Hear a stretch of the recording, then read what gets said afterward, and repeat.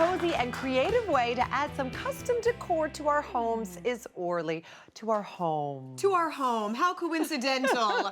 The word I chose. Oh, that's so sweet, Orly. I really love this. Isn't it great? It's got so much character and they're really cozy and plush and smushy. Like and pillows. They are. They're just like pillows, but and actually, Debbie, can I say originally that was sort of my inspo, was the idea of pillows, but that's a very, very difficult project, and I was I was super overwhelmed. Really? Okay. And so I was trying to think outside the box, and that is one of the beauties of DIY is that we think outside the box, we come up with like fun, creative solutions.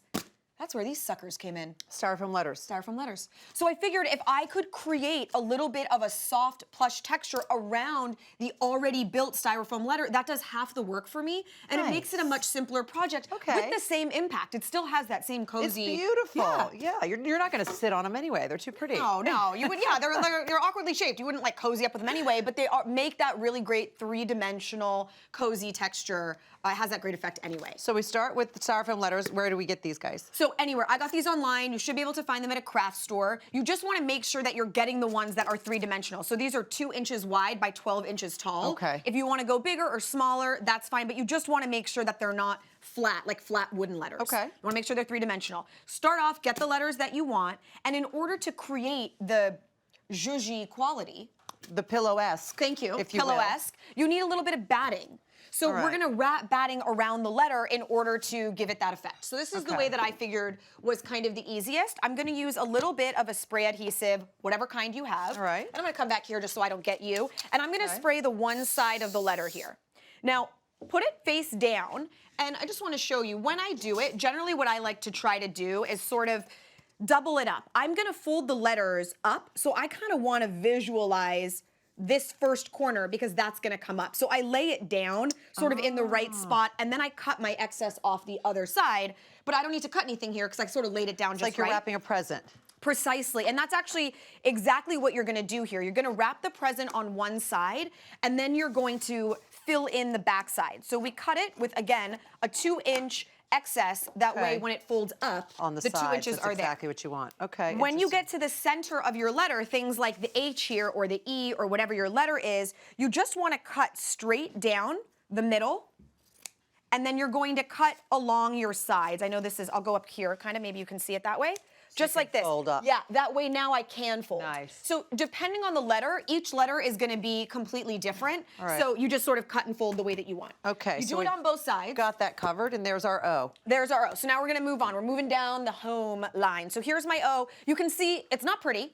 It doesn't need to be pretty. It's going to be pretty. It's going to be pretty because we're covering the whole thing. Now, I know you. Yes. Are these vintage old flannel shirts that belong to your husband or someone? Or did you get them from? Can I tell you how mad? Shani? As soon as you said that, I was like, why didn't I do that? I have a whole bag of like donation clothes I could have gone through.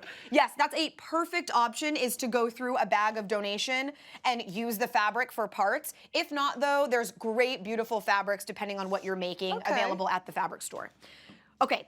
You can see here, I've cut out the letter. Now, something I kind of forgot to mention actually is before you cover your letter with the batting, use that letter as a guide to trace out your fabric. Okay. So you do the same thing. You cut it sort of 1 inch all the way around so it's a little bit bigger. So you do that before the batting. Anywhere that you have a curve, can you see how there's little slits in there? Mm-hmm. Anywhere that you have a curve, you want to cut those slits so that it will round inside. And lie flat. Exactly. Otherwise, you're going to get the little wrinkles, which is, by the way, sometimes if you're going for that look, it's kind of cute. It's totally fine, but it will allow you more ease. And I'm using fabric glue here. You could use hot glue, but be super careful because your fingers are needed a lot. Not like the spray adhesive anymore? No, now we're going to be using fabric glue because you want to create this rounded shape to start to mold the letters into shape. Okay. The only thing with hot glue is just really that you're going to be using your fingers a lot here, and you want to be super careful not to burn yourself. Okay. So you lay things down, lay them around, obviously, flip this over, letter goes on the other side, right?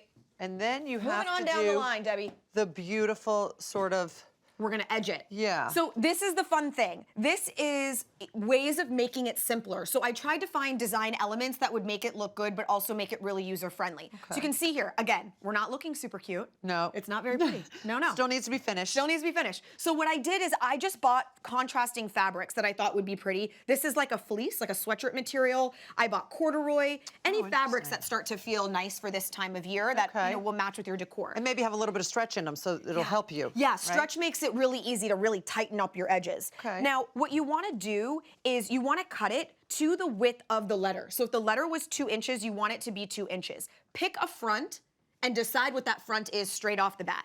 I would add your fabric glue to the letter that you've already created as opposed to your fabric. Okay. Now, take your edge and you will put the edge right here. Make sure that it's nice and clip, because see, this will be our front, so this is guaranteed to be clean. I'll move it down the side. I will run it all down the side here and lay it down. Once you work your way all the way through one side, now you take your letter and you're going to flip your letter all the way around to the back side here, and then you kind of pull tight. That's why the stretch works really nicely. Okay. So that's how you get that really nice crisp detail. But so you would work it all the way around your letter. And you've taken it a step further and added that final sort of finishing touch that really makes it look very clean. Yes, and this is what I'll say. This is something that I did. Again, it was a design detail that makes it look really great, but it was to help hide any imperfections. Okay. So you don't have to be perfect when you're making this. You want to do a nice thin line of glue, basically in the little like seam between your flannel and your side fabric. Take any kind of cording, rope, whatever you want. Even ribbon. Ribbon would be beautiful. Anything that you think is gonna fit with the overall look and decor that you're creating, and you just run your finger around. And this is going to have the benefit of hiding any imperfections, any places where your seams weren't totally perfect, and you run it all the way around. Really. It just sort of makes it that you don't have to stress about being perfect because there's all these little ways that you can hide it. Really well done. And then the last thing I'll say, Deb, is they're lightweight. So if you want to have them standing up somewhere like we did here, where it's not going to lean against a wall, get a little wood base like this, anything that you want. I drilled in and put 2 little dowels, and you can see on the bottom, I cut 2 little holes in my fabric. And now I can take it and just push it right in, and it can stand on its own. And then so that now you can store it. Yeah, you can put it on a mantle, yes, and then you could take it apart, lay it flat, so it's not taking up a ton of storage. That's amazing. I love this. So fun. Good job, Orly. Home is where the heart is, and wherever that the Orly truth? is as well. Home's right here. Yeah. For more information, visit hallmarkchannel.com.